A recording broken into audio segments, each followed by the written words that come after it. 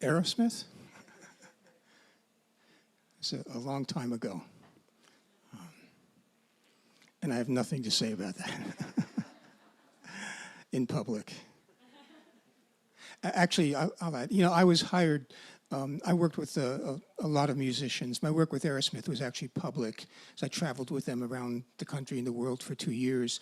But I was hired to help them write lyrics, to help them write music using dreams. So it is somewhat relevant tonight. And we'll talk a little bit about how dreaming is a fount of creativity. And some of you probably know that. Some of you probably tap into your dreams if you do artwork, painting, dance, poetry, writing, and so on.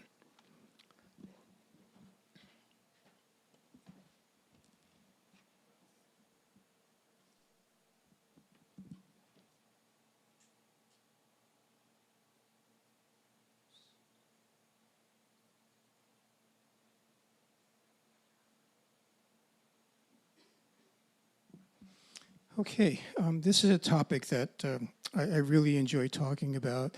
It's such a juicy and mystical topic. It's ethereal, it's spiritual, and it's at the same time very practical. And my hope is that you leave here with a much deeper understanding of how much you don't know about dreaming. Because one of the problems we have in the world today is we have really reduced dreams to a subset of sleep, and we're missing out on a lot. So dreaming is an art. It's a natural art. It occurs in all of our lives, whether we're aware of it or not. It wants to occur, and we'll talk about the fact that there's actually what I consider an epidemic of dream loss around, not only around North America, but around the world, which is very problematic. Just as when we talked about sleep, I use artistic images here. A lot of the work I use is from an artist named Irene Hardwick Olivieri. Anybody familiar with her work? She's a phenomenal artist who has a really interesting history of delving way down into South America and then coming back into the States and studying art. But a lot of her artwork represents her connection with the unconscious. And she spent a lot of time in nature, literally underwater, up in trees, out in the wilderness, in the desert, and has this ability to merge with nature and then bring that back in her artwork. You can see some of that here. So dreams. Most of us think, when we think of dreaming, we think of the dream we have at night. We've learned that it's associated with REM sleep, with rapid eye movement sleep. We discovered maybe 75 years ago now that when people were most likely to report a vivid dream, their eyeballs were rolling around rapidly under their closed lid, and it was called rapid eye movement sleep. I want to emphasize, and this is really important, rapid eye movement dreams, the typical dreams, are the most vivid, the most visible, the most tangible, the most experiential dreams, but they're not the only dreams. If a REM dream was like a cumulus cloud, we also have cirrus clouds. We have these high, wispy clouds. We dream all the time through the night. So there are REM dreams and there are non-REM dreams. We've known that since we discovered REM dreams, but it's just been put aside. You know, we focus on it, we emphasize on the REM dream. It's important, but it's really important to know that we dream all the time. And I hinted at the notion yesterday that we presume that dreaming is a subset of sleep. We sleep and then we have REM sleep beneath that, or we have non-REM sleep. Even non-REM sleep contains dreams. We dream through the night. There are dreams at the beginning of the night. We can see here that when we define dreams by timing, there's sleep onset, what we call hypnagogic, going into hypnosis dreams, where we have typical REM dreams, we have non-REM dreams, we have sleep offset dreams, and we'll talk in a minute or so about the waking dream. But there's a continuity of dreams through the night. And I'm going to make the point later that there's really strong evidence that there's a kind of dream-like mentation that goes on, if you will, through the brain, through the mind, through the spirit, during the day too, when we're awake too. Okay? So we dream all the time. There are different kinds of dreams. There are subtle kinds of dreaming that occur all the time. And many artists I've worked with, not just musicians, but other artists, have learned in their own personal way to tap in to the underground flow of dreams. They've discovered a fount of creativity inside of themselves. They may not even be able to explain it, but they know where to go to discover this. So again, I want to emphasize that I think the evidence says that we dream all the time. Dreaming is there all the time. It's a layer of consciousness beneath waking, and it will erupt into waking through the night and sometimes during the day as well. There are also extraordinary dreams. Some of us have had lucid dreams. Show of hands. Okay, were you dreaming? It's funny, mostly in the back. Huh? These patterns are always interesting. Lucid dreams are dreams where you're dreaming and you know you're dreaming. There's an awake part of you that can observe the dream and sometimes even try to manipulate it. Frankly, I think there's some limitations to doing that. We can talk more about the details of that in the workshop tomorrow. In addition to lucid dreams, there's something called a hypnagogic dream, which we talked about a little bit today in the sleep workshop. We did not call it that, but we talked about a kind of nightmare associated with sleep paralysis, which is the hypnagogic dream. These are very, very intense dreams. Nightmares, of course, which most of us are familiar with. How many of you have had precognitive dreams, a dream that foreshadowed? Hold your hands high, please.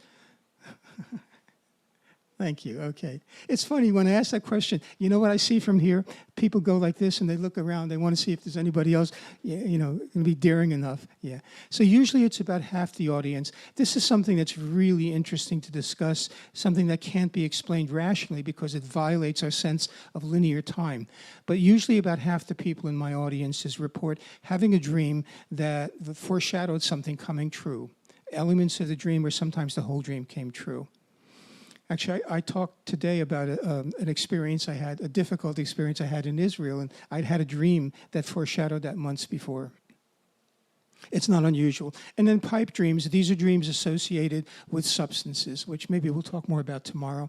There are many, many different models of dreams. The Tibetans have a model where they break it into 3 different categories for different kinds of dreams. So I just want to impress as we start that there are many different kinds of dreams.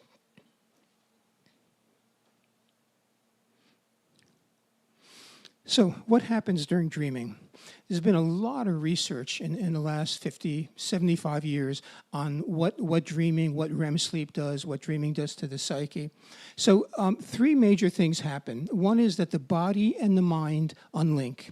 What does that mean? We're in an era where in medicine and psychology, we often talk about body and mind oneness. The body and the mind are one. There's no question that they interact, but I think the evidence suggests that they're not one, that they interact very, very tightly. What happens at night when we dream is there's literally a disconnection between the mind and the body. We go out of our mind when we dream at night, and we go out of the body when we dream at night. Getting out of the body is a classic notion. We've all heard historically people believe that when you dreamt, your soul left your body. You familiar with that? Okay. So what actually happens in the brain in dreaming is there's a disconnection between executive function, the prefrontal cortex, if you're familiar with that, where we sort of make decisions in waking life. There's a disconnection between that and the limbic system. The limbic system is a lower level of the brain that's much more intimately bound up with the body. So we can say there's a disconnection between the mind and the body. In one sense, the mind leaves the body. What that means is the mind in a dream is no longer operating within the constraints of a body. We're in bodies right now, and there's a limit to what we can do, right? We can use our bodily senses. We can see and hear with our bodies. We can touch with our bodily senses. We can move around with the muscles, with the limbs in our body, right? When we dream, none of that applies. We are not in the body. We're not limited by what we can see with the body's eyes or hear with the body's ears. We're not limited in terms of where we can move with the body's legs or arms. We can walk through walls. We can cross time. We can fly. Right? So the mind operates in a limited way when it's in the body. It can only operate in the body. In the dream world, the mind is liberated from the body. So dreaming allows us basically to expand our sense of the mind outside of the body. We are disembodied. When the mind leaves the body does some interesting things. A couple of major things happen. One is there's sleep paralysis. And how many of you are familiar with that term? Okay, so this is also called REM atonia. REM is rapid eye movement. When we're in rapid eye movement sleep, atonia is we lose muscle tone. So the body literally becomes paralyzed. Our voluntary muscles can't move. We can't walk or talk. We can't express emotion through our faces. all essential functions are under automatic control. Our heart is going, digestion is working, but we just can't move. But in addition to that, we have something called sort of nervous system, sympathetic nervous system storms. This is something that's baffled scientists for years. When we're in a dream, our core functions go haywire. Heart rate goes up and down, blood pressure goes up and down, core body temperature bounces around. It's just strange, and nobody could figure it out. But when we step back, it looks like when the mind is away from the body kind of shakes itself out. It's like energy that's been dominated by the mind. It shakes itself out. So it looks like the body and the mind are a very important marriage, but they need time apart. And that's one of the things that happens in REM sleep, is they get time apart. In addition to that, number two, our sense of self is updated and morphed. It's changed. The word morphed, you might know, comes from the Greek god Morpheus.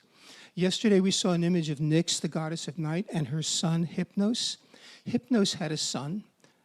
The god of sleep had a son. His son was Morpheus, the god of dreams, which follows the sequence, because at night when we sleep, we do most of our sleep in the first part of the night, and then sleep gives birth to dreaming, most of our dreaming in the latter part of the night. So we are changed pretty dramatically when we dream at night. Most of us are familiar, like in recent years, of this idea that the gut, the digestive system, has a certain intelligence to it. That we sometimes refer to the gut as a second brain, because when we consume food and fluids, the gut has to make a decision about what it will do with it. We send it down there, we deliver it to the gut, but the gut has to make an intelligent decision. It has to decide, is this something we want to keep? Is this something we want to digest and assimilate and make part of the body? Or is this something we don't need, we don't want? Is it something that's even toxic? Do we need to excrete it? So the gut makes really important decisions about what it will incorporate into our being. If the gut is a second brain during digestion, the brain is a second gut during dreaming. What happens when we dream is the brain, in a sense, decides what it's going to keep of waking life experiences. Many waking life experiences are easy to digest. It's sort of like if you drink a glass of water, there's really nothing much to digest that goes through. You know, walking around, seeing trees and sky and friendly people, there's nothing to digest. If you experience a difficult to process emotional experience, it will, in all likelihood, within a day or two or three, show up symbolically in your dream, because your psyche is trying to break it down to assimilate it and digest it, and it will make decisions about what it will keep of that memory, how it will incorporate that memory into your life. So dreams are doing that. They're symbolically digesting and incorporating waking life experiences. In that sense, they contribute, very importantly, to the establishment of memory. And people who don't dream well have really poor memories. In fact, over time, the degree of impoverished memory becomes a kind of dementia over time, and we'll touch on that. So dreaming is really important, especially for producing procedural memories. These are memories associated with any kind of task that involves motion or movement or music or just kind of a flow of energy, which is a really important part of life. So that's the second thing that dreaming does. Very importantly, under number two, dreaming provides what we call endogenous psychotherapy. This is tricky, and this is a long series of research studies done by Rosalind Cartwright, who passed away not recently. And what she found was that dreams would downregulate negative emotion. You know, sometimes this negative emotion, I don't know if any of you have noticed that. Occasionally we run into things. So really difficult to digest experiences are broken down in the dream and they're digested. It turns out over time that people who dream well have a much easier time healing from psychological loss, the death of a loved one, other kind of losses in life. It's so distinct that we've come to believe that dreaming is a kind of internal psychotherapy. Dreaming is that healing. And once again, people who don't dream suffer from a kind of psychological indigestion. increased anxiety. I consider clinical depression, which is very common, a form of psychological constipation, meaning that experiences in daily life are not being processed. It's as if your food substances are not being processed and you're not able to withdraw nutrients from them. Your waking life experiences, which can be difficult, but they offer nutrition, if you will. They offer insight and experience. They need to be processed as well. We need to dream. We need to dream. One of the early clinical signs of an onset of depression is a reduced REM latency, meaning that we begin to see dreaming, which mostly occurs in the latter half of the night, push its way forward. It's almost like the body has a fever and it's trying to process difficult experiences prematurely. It's pushing at that. Lastly, dreaming from a subjective standpoint expands consciousness. Now, we've known this from very many different perspectives. The classical ones are Freud and Jung. Freud believed that basically dreaming opened a pathway to the basement of the psyche, to what was buried deep in the psyche. Jung included that, but Jung saw it as in a much more grand, expansive way. And from a Jungian perspective, it expanded consciousness, not only to the depths of the unconscious, but to the heights of the superconscious, of spiritual experiences. Andrew Weil, Dr. Weil, who I've worked with for 25 years, in his first or second book called The Natural Mind, made a really interesting point. He was trying to determine why people relied so much on alcohol and substances. And he came to the conclusion that basically human beings had an innate, a deep-seated desire to expand consciousness. We all need and want to expand consciousness as part of being human. He pointed out that little children will often do things to make their consciousness weird. They'll spin around a lot till they get dizzy and fall over, and they'll laugh about it. Or they'll suddenly turn over and look at the world upside down through their legs. They're always looking for other ways of looking, other ways of seeing. So this is established now that we all need and want to expand consciousness. If we don't find, I'm going to say healthy ways, kind ways, spiritual ways of doing that, we will be drawn toward other ways, toward addiction, toward substances, toward process addiction, and so on. But we need to get that we need to expand consciousness, whether we like it or not.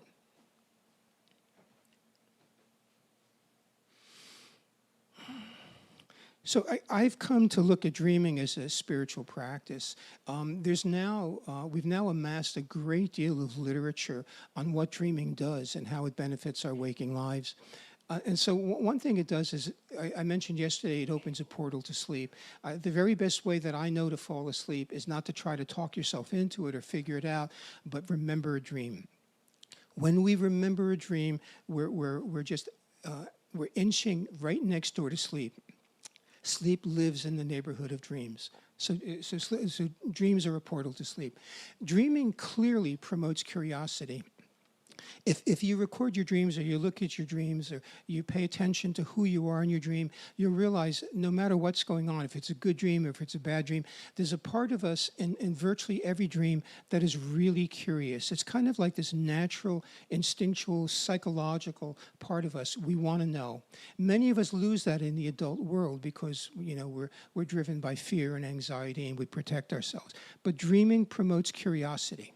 Very importantly, I hinted at earlier, beyond a doubt, we know that dreaming supports creativity. People who are creative learn to tap into their dreams, into their night dreams, into their daytime, into their waking dreams. And there's a way of staying connected with the dream that promotes creativity and waking life. Many, many things that we take for granted for every day. The sewing machine, the way the sewing machine operates was invented in a dream. The primary way that Google searches operate was found in a dream. DNA was discovered in a dream.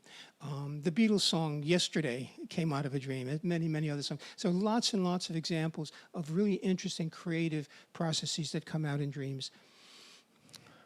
Dreaming also rekindles a sense of play, not necessarily in difficult, scary, nightmarish dreams, but generally speaking, there's the childlike part of us that comes to the fore, again, with curiosity and with creativity, and dreaming is seen as a kind of play. Dreaming transcends materialism. We talked about the limits of materialism yesterday, because when we're in the dream world, we're not in the material world, and we can do things in the dream world that the material world will not allow us to do. We can fly, we can walk through walls, we can time travel very easily in a dream. So it gives us an experience of transcending materialism.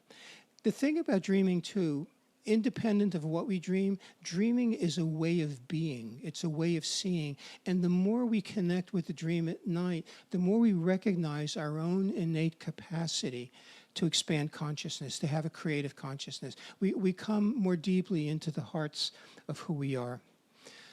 Very importantly, and this is relatively new research, dreaming enhances creativity. I've run dream groups for many, many years, and I've had the pleasure of doing them mostly in the States, but also in parts of Europe and elsewhere. And it's really interesting what happens when you meet on a regular basis with a group of people. And there's really virtually no talk about who you are in the waking world, but week after week you share a dream. You kind of get to know a person from the inside out. You know that this person dreams about dogs, or this person dreams about that, or this person has these fears. What happens over time is really interesting. Eventually, a few weeks into this, somebody will come to the dream circle and say, remember when I had that dream about the green goat? And someone else will say, yeah, but you know what? That was my dream. And it sounds like it's a crazy violation of boundaries, but people are so present and so empathic when they share dreams that they will often identify with or observe or absorb another person's dream, and it becomes their dream. There's really interesting research now that shows that when you go to a dream group and you share dreams over time with other people, you become significantly more empathic. What's interesting about that is when I'm in a dream group, when you're in a dream group and we share dreams, we're not sharing our ordinary, typically ego-driven life. We're sharing something from the depth. It's creative. And then you get to know a person from the inside out. This is a strange metaphor, but it's a little bit like this. If you're familiar with dogs and you're in a room and there's a dog there and another dog walks in, the dogs look at each other and very silently but very strongly say, dog, dog.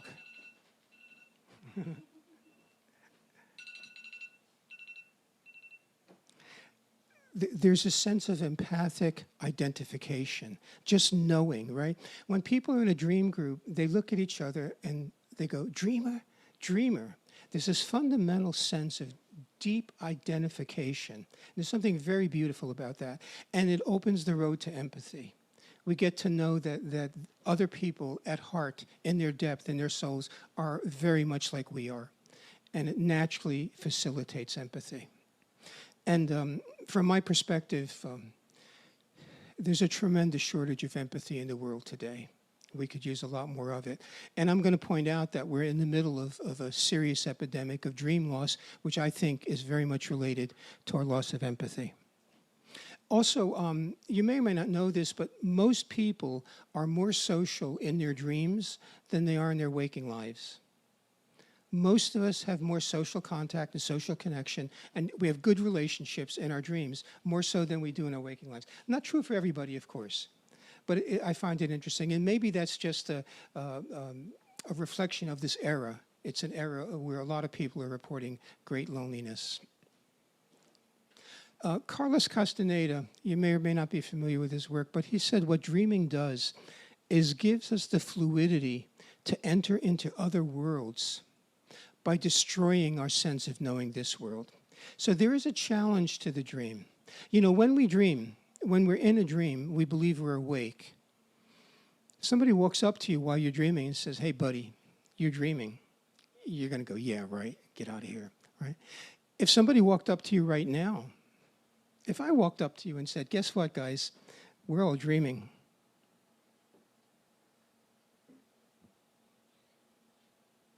Does anybody believe that? Yeah, it's hard to believe. You do, right? We got one taker. There is a letting go facet to this. It really, the more you get engaged in the dream world, the more it challenges our hold on the waking world, our belief about what waking is life. And in that sense, I see it as a spiritual practice. It's a practice in letting go of things that we know are real. It challenges our reality. It doesn't necessarily bring us to a more clear reality, but it takes us out of the limited reality that our culture encourages us to live in.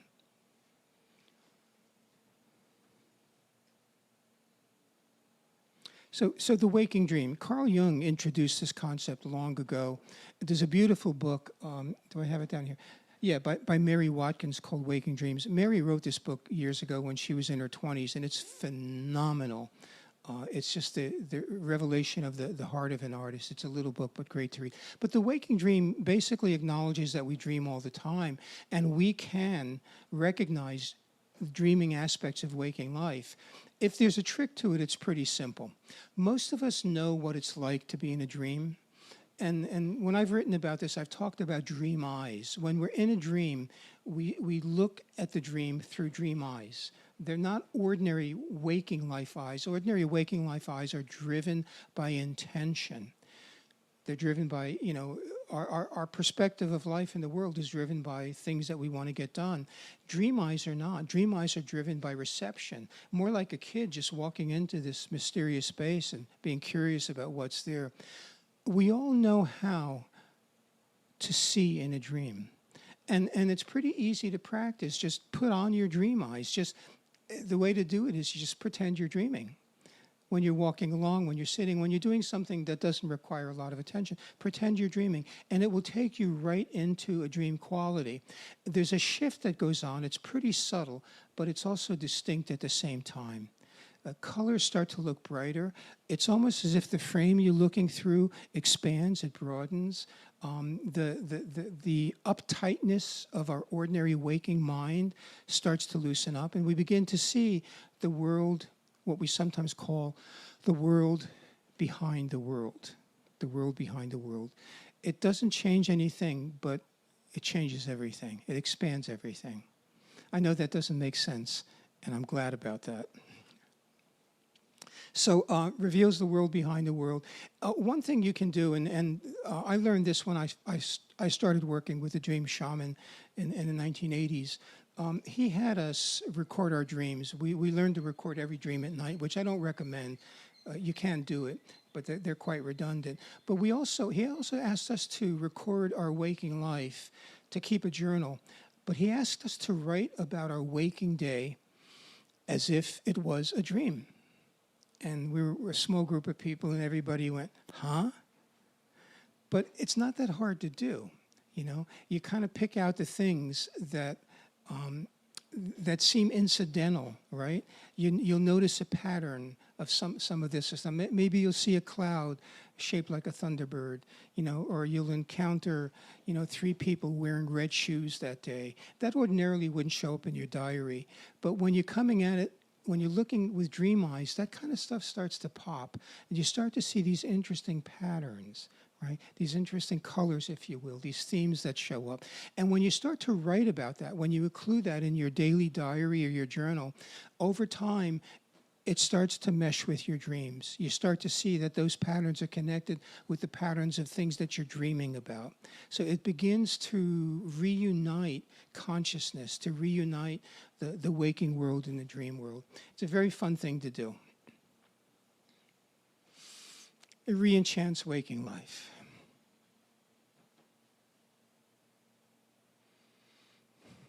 Okay, so given all of these really interesting, really good, really beautiful things I think about dreaming, given that, despite that, we are in the midst of a very serious epidemic of dream loss, really serious.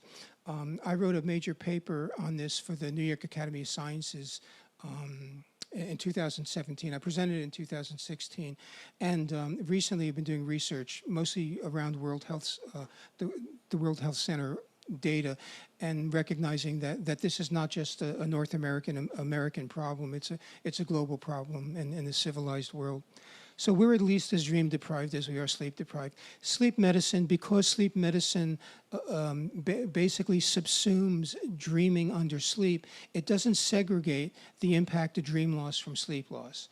We can make inferences about this. We know, for example, some of the things we have listed here, like alcohol, cannabis, certain medications, antidepressants, anticholinergic drugs, we know beyond a doubt that those medications significantly suppress dreaming. Virtually all Western psychiatric medications suppress dreaming. Let me say a word about that. I said earlier that the dreaming is an innate and endogenous healing process, right? And so when we're not well psychologically, let's say when we're depressed, the brain, the body, the mind wants to dream more. It wants to process that stuck material, so it will increase dreaming. That increased dreaming is uncomfortable. Some of those are bad dreams. Some of that dreaming is intense, and it pushes its way up early into the night. This increased dreaming is a little bit like an increased body temperature. If your body determines that you have an infection, it will give you a fever. The fever is uncomfortable, but it does good things. It kills the pathogens, and it also slows you down.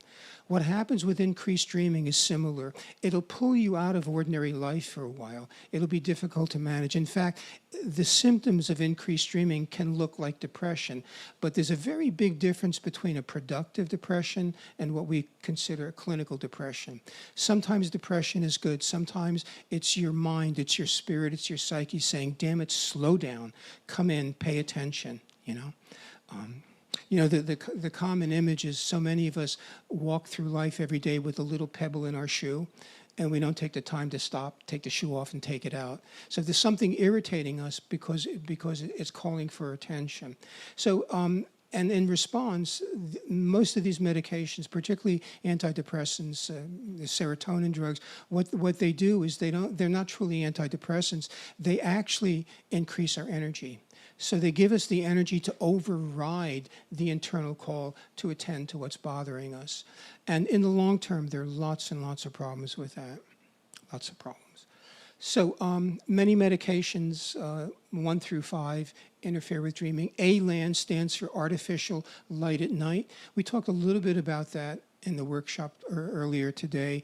We're inundated with light at night, and it's really helpful to recognize that light at night is the electromagnetic counterpart to caffeine. It's that energizing, and we don't think much about it. We just turn on lights at night. Even small amounts of light at night will interfere with dreaming because it suppresses melatonin, which by the way, is more about increasing dreaming than it is increasing sleep. Apnea, insomnia also dramatically interfere with dreams. If you awaken with an alarm clock, which I'm sure nobody in here does, but you know some people do. Come on, that's a joke. Who said that? Okay, I can't argue with you. But it's really common. If you routinely awaken with an alarm clock, you're snipping off the end of your sleep.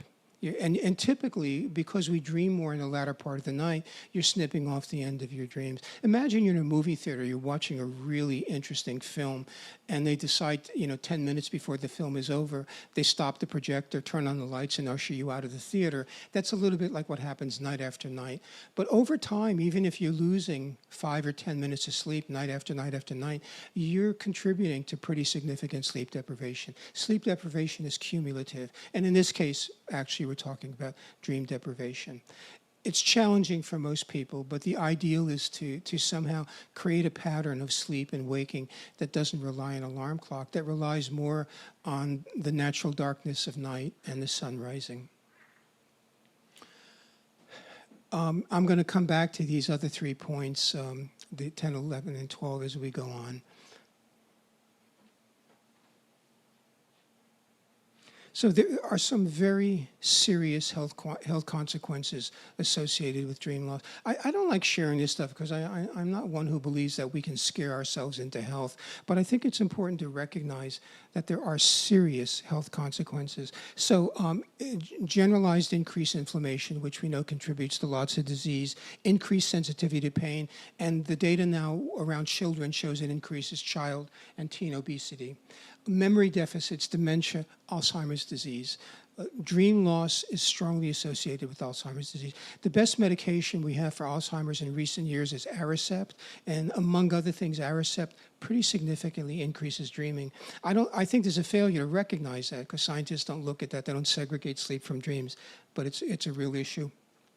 There's a condition called REM sleep behavior disorder, which can be associated with the use of medication, particularly with antidepressant medication, and also it can be primary. In REM sleep behavior disorder, there's a failure of rematonia.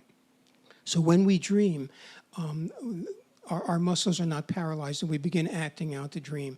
And when this goes on over a period of years, for reasons we don't quite understand, it dramatically increases the risk for neurological disorders, Parkinson's disease, Lewy body disease, other neurological disorders. Not something we want to mess with.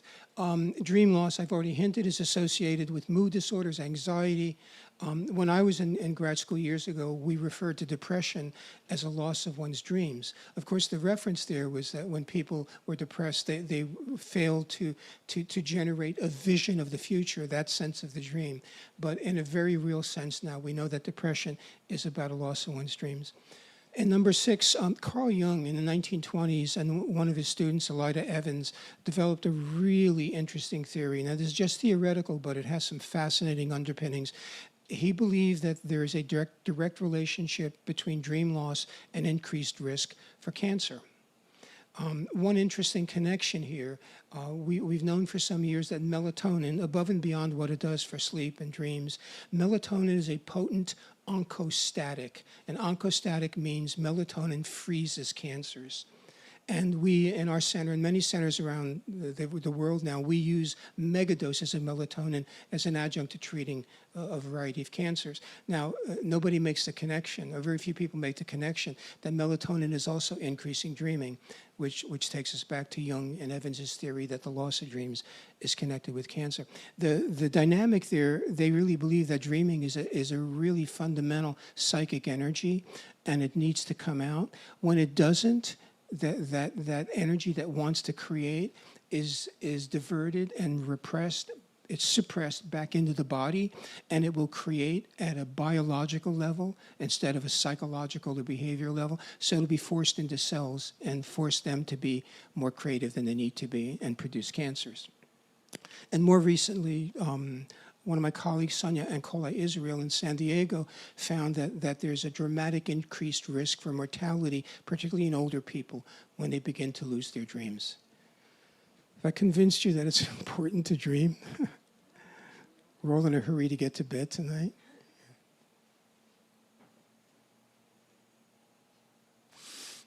Okay. This is an image of a magazine cover that I like to share. I came across this in a cafe, I don't know, 7, 8 years ago. I go to meetings of the International Association for the Study of Dreams in Southern California. Anyhow, I met a friend there in a cafe. I looked across the room as I was going to this conference on dreaming, and there was a magazine entitled Dream, and I thought, yes, the gods are with me. But on closer examination, it turned out to be a magazine about real estate. And it reminded me that in America, one of the most common uses of the word dream in the phrase the American dream is a house. So it's a real interesting transfiguration of something ethereal and spiritual into something literally material. Nothing against houses, they're wonderful, but it's just an interesting use of that dream. So dreams are devalued in medicine, and this has been a big part of my work in the last 25 years. Mostly I'm teaching physicians. We, for many, many years before that, were working to get doctors to ask their patients about sleep. It took a long time. Virtually any primary care or family care doctor you see now will ask you about your sleep, but most of them won't ask about dreams. So we're just beginning to get them. They don't have time to sit down and interpret your dreams, but we want them to tag dreaming as an important health factor. So that's beginning to happen. Dreams are devalued in psychotherapy. In my training, dreaming was critical. A lot of it was focused on Jungian perspectives and Gestalt perspectives. Nowadays, you can get a doctorate in psychology from many universities and not hear anybody mention dream work. In fact, most psychotherapists today do not do dream work. Most psychotherapists don't do dream work in their own lives. If they do it with patients. So there's a dramatic decrease in that. It's just not recognized as being important. And I think it's part of this general trend in failing to recognize how important our inner lives, our dream lives are. So I have a question about whether we are what we call morphogenic, or I'm sorry, morphophobic, afraid of dreams. And I think to some degree, many of us have learned not to trust what's inside. And what's deep inside of us is coming up for whatever reasons. It may be creativity, maybe healing, maybe discharging, maybe whatever. But many of us have learned not to trust. And some of this is historic in our culture. The phrase, many of us, we've all probably heard the phrase, beat the devil out of. Yeah. Has anybody not heard that phrase? It comes from Christian child-rearing textbooks written a few hundred years ago. And this was the prescription, the recommendation. The belief was children were born with demons, with demonic influence. And if you were a good, devoted parent, you would literally beat your children to get the devil out of them. Okay. And I think some of those scars are still around today. There's a common belief that we can't trust the unconscious. In fact, the mind in the last, I'd say 20 years has been transfigured to the brain. Something that I find very frustrating. Patients come in and they're no longer talking about their personal issues with anger. They tell me they have a problem with their amygdala, or, they no longer talk about problems with addiction, but it's this substance or this neurotransmitter or that. There's no question that the brain mediates a lot of this stuff, but we kind of dissociate. We relinquish our personal responsibility when we don't get that it's me. It's I'm doing it, and I'm the one who can address it and change it. If dreams are a dialogue with the unconscious, too many of us are not on speaking terms with it. So, a few suggestions about how to remember your dreams. This is a wonderful Rumi poem that maybe you're familiar with. It goes, "The breeze at dawn has secrets to tell you. Don't go back to sleep." By the way, the word sleep here, most of us believe, means ordinary waking life, like that kind of sleep. Yeah. "The breeze at dawn has secrets to tell you. Don't go back to sleep. You must ask for what you really want. Don't go back to sleep. People are going back and forth across the doorsill where two worlds meet. Don't go back to sleep. The door is round and open. Don't go back to sleep." Remember yesterday we talked about the David Whyte poem where he was saying there's a small opening into the new day that closes the moment you make your plans, and how important it was to remember the other world in this world. We're talking again about two worlds to allow them to be connected. If you want to remember your dreams, think about them, talk about them, and wake up a little more slowly. Even if you have to wake up with an alarm, allow yourselves 3, 4, or 5 minutes to linger. Dreaming shows up, the remnants of our dreams show up in a state that we call grogginess. Okay. Grogginess is a funny term, right? Because it comes from the English rum drink, grog, and the suggestion is that we wake up drunk and we need to sort of wash away, shower away, drink coffee away the night. But wake up and linger in grogginess, and most of us will turn when we first wake up, turn back to your original position and keep your eyes closed. And here's the hard part. Don't do anything. Okay, because usually when it's dawn, the day started, we want to catapult ourselves, launch ourselves out of bed, but that will scare the dream. The dream is like a little puppy. It will come towards you, but if you come at it with a net, or if you come to try to catch it, it'll run away. So allow the images to come, and even if it's a single image or two image, then bridge it into waking.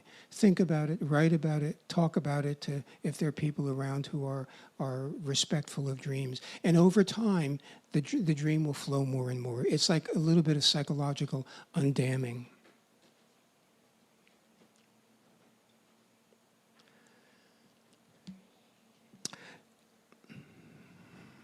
So dream interpretation is a very challenging issue. And actually, let me start with the quote at the bottom here by James Hillman, who's a fantastic Jungian therapist. He said, "Dreams can be killed by interpreters.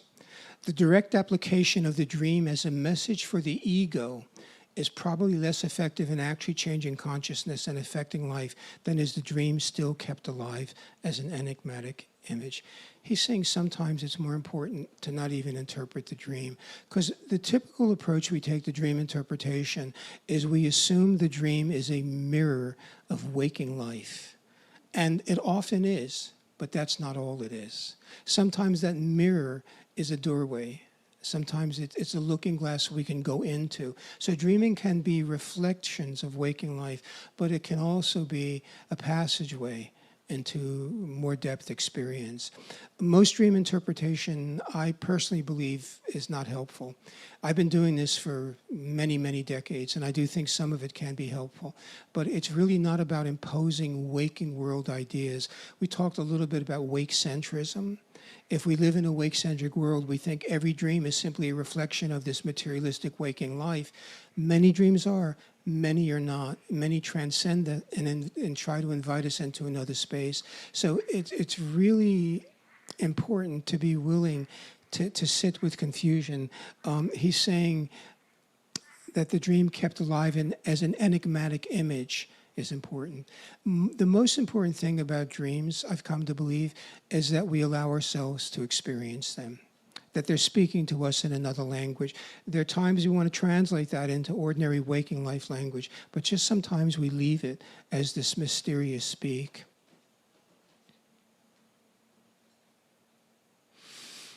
So, how many of you are familiar with sleep hygiene? How many have heard of sleep hygiene? Really? Okay. It's probably the most commonly published approach to dealing with promoting sleep health and dealing with insomnia. You know, you'd recognize that sleep hygiene is a series of 8 or 10 or 12 things. You know, don't exercise too close to bedtime, dim the lights at night, cool the temperature in your bedroom, don't linger in bed when you can't sleep. These things sound familiar, right? Sleep hygiene has been used as an intervention for insomnia and promoting sleep health for about 20 years now. The thing is, as a standalone intervention for insomnia, it doesn't work. It can help, it's necessary, but it turns out to be insufficient. And I believe the reason for this is that it pays no attention to dreaming. So I've been writing about and publishing this idea that we need dream hygiene. And this is a list of what I think are pretty common things that would help you support your dream life. So it's things like, well, first of all, to dream well, we have to sleep well. We want to manage any kind of agents, medicines that suppress dreaming. Consider melatonin. Awaken in the morning mindfully to remember your dreams. Bridge your dreams to waking. Think about them, write about them. Keeping a journal. Not to subsume under waking. Don't try to interpret your dreams as if they're waking life experiences. Using dream eyes. We haven't talked about establishing a dialogue with shadow, which we'll bring up tomorrow, dealing with difficult dreams. And last, and maybe most important, if you're able, create a dream circle, create a group, like-minded people that come together on a regular basis, a weekly basis, and share your dreams. The International Association for the Study of Dreams publishes this free outline of ethical standards that are extremely useful, and you don't have to be an expert that can guide a group of people in supporting each other in dreaming. We don't end up telling each other what the dreams mean, but there's a really interesting respect around looking at the dream. And let me finish up with one more slide here. The genesis of dreaming. So in the Western world, most of us know the story of the birth of Eve. The idea is that Adam was lonesome and God decides to create the female. He's got the guy there, and he anesthetizes him and surgically removes a rib. That's the modern story. That's not the real original story. So Adamah in Hebrew is of the earth, being of the earth. And the story in the older Bible is that God puts Adam into this altered state called tardemah. Tardema in modern Hebrew refers to anesthesia, but the old term is not as clear, and it's almost an altered consciousness. I understand it as God puts Adam into a very deep dream, not asleep, but puts Adam into a dream. And then Eve is sliced vertically. I'm sorry, Adam is sliced vertically. Left becomes feminine, right becomes masculine. But here's the point. God never wakes Adam up. God never takes Adam out of the dream. So this is a common notion spiritually across many traditions that this is the dream of Adam, that what we call waking life is just a dream. My spiritual teacher was very fond of the song, Row, Row, Row Your Boat. He called me up one day, and he without even saying anything, he said, if you get 4 Merrilies for every 3 rows, that's pretty good return on your spiritual effort, isn't it? And I said, who is this? So he was talking about row, row, row your boat. Row, row, row your boat gently down the stream. Then you get 4 Merrilies, merrily, merrily, merrily, merrily. Life is but a dream. The essence of that, though, is that life is but a dream, that this is a dream. If we can come to a felt sense, not just an idea, it's an interesting idea, but if we can, in our hearts, really get that this is a dream, we will be living with a pending sense of a greater awakening. If we know this is a dream, we will know, not just as an idea, not as something we read, but something we just know in our hearts. We know that there'll be a greater awakening. Okay. Yes, Einstein. So a news reporter once asked Einstein what Einstein thought was the most important question in the world, and Einstein said, is the universe friendly? Is the universe friendly? And that's the question we face when we look at dreams. So they reveal a deeper order, and there's a question of are we willing to trust it? Thank you.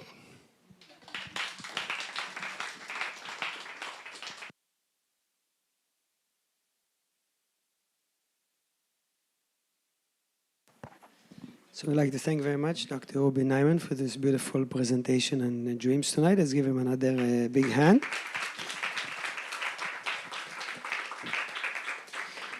And tomorrow, Dr. Rubin Naiman will continue the program with another workshop at noon, and then in the evening, satsang. So now we go over the schedule for tomorrow. Tomorrow morning, we'll have the satsang here, and we'll be sharing teachings on meditation, on the practice of virtues. 8 o'clock, we'll have the yoga class on the Bay West platform. 9:50 the brunch, 11 o'clock the ashram welcome and history tour, living from reception. Then at 12 o'clock, we have the workshop with Dr. Rubin Naiman. 4 o'clock, the yoga class on the Bay West platform. 5:50 the dinner. 7 o'clock, the chanting of the Bhagavad Gita, followed by the chanting of the Hanuman Chalisa. And then in the evening satsang, we continue the healing sleep and dream retreat with Dr. Rubin Naiman.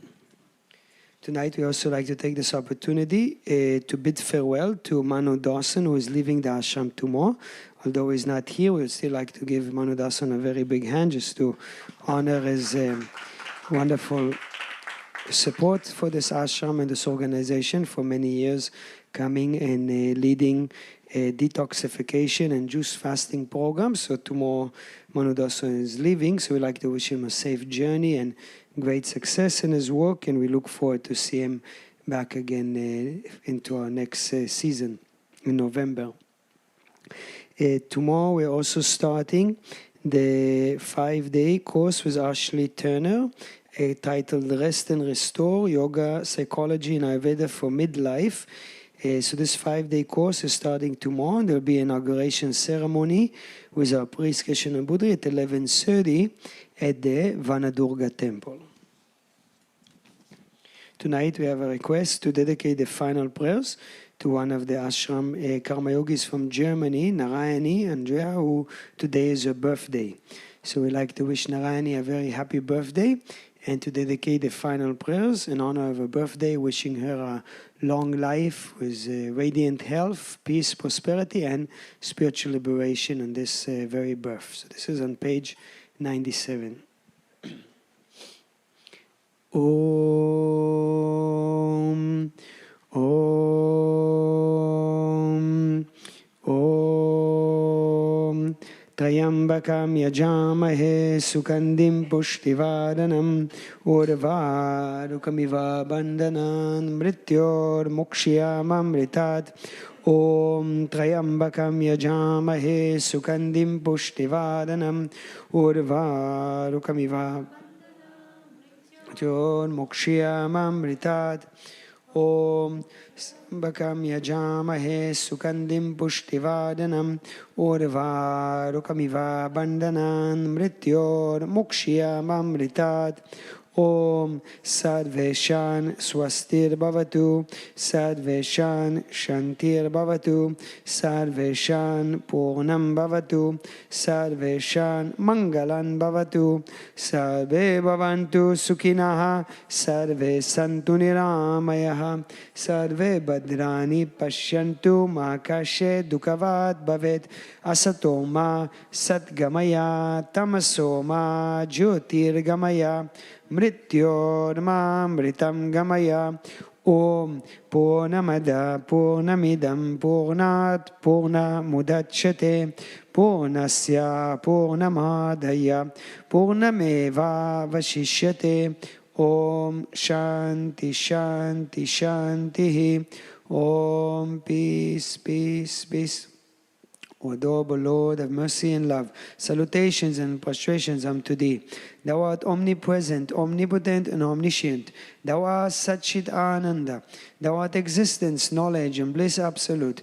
Thou art the indweller of all beings. Grant us an understanding heart, equal vision, balanced mind, faith, devotion, and wisdom.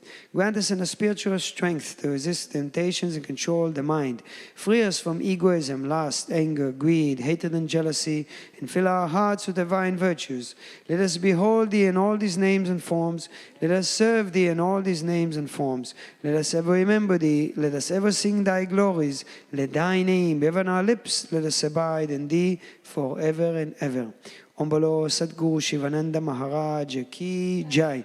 Om Bolo Swami Vishnu Devananda Maharaj Ki Jai. Please stand up for the Arati. Welcome to follow on page 118.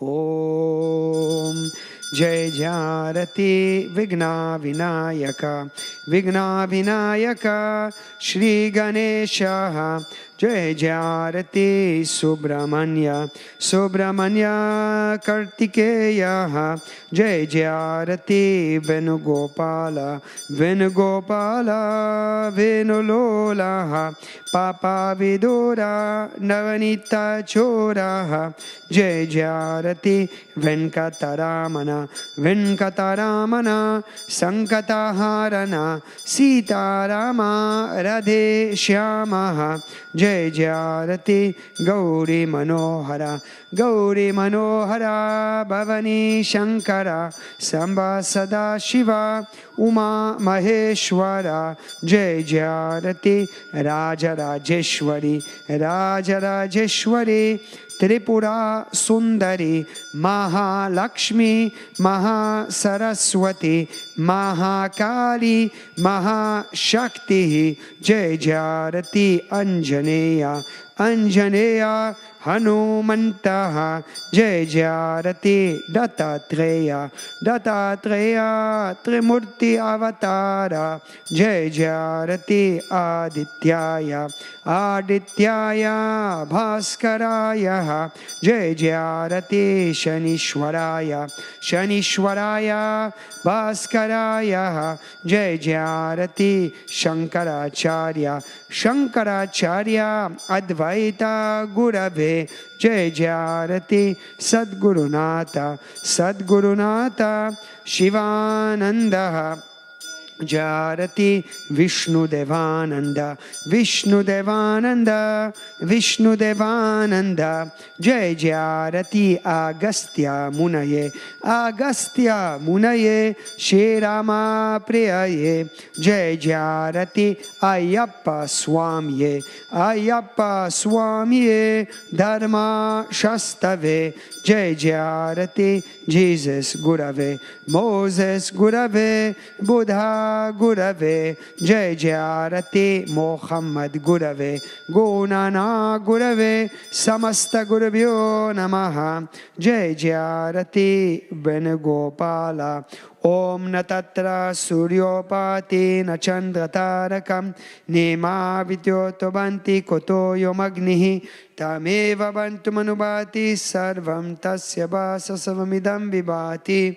Om Gange Chayamune Chaiva Godavari Saraswati Narmade Sindhu Kaveri Namastabhyom Namo Namaha Tvameva Mata Chapita Tvameva Bandhu Aka Tvameva Vidya Dravinam Tvameva Sarvam Mama Deva Deva Kayena Vacha Manasen Vyarva Buddhiyat Manava Ete Swabhavat Karomi Adyad Sakalam Parasmai Naharayana Eti Samarpayami Sarvadharman Parityaja Namekam Sharanam Vraja Aham Tva Sarva Papebhyo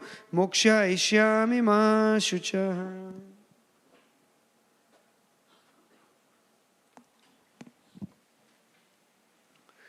Namah Shivaya. So thank you for joining us for this wonderful evening satsang. Please have some prasad, everybody, before you go. And if you could kindly help us to tidy the platform so it's neat for the morning meditation. And you can kindly help us just collect the green cushions and have a good night. Om Namah Shivaya.